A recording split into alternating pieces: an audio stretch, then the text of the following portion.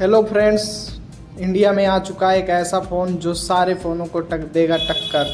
यह आईफोन को भी टक्कर दे सकता। अंडर 20,000 आने वाली ये one of the best phone है। हम आपको दिखाते हैं कैसा फ़ोन है और इसका परफॉर्मेंस कैसा है। आप हमारे साथ वीडियो में बने रहें और हम आगे चलते हैं, आपको इस फ़ोन के बारे में सारी नॉलेज देते हैं।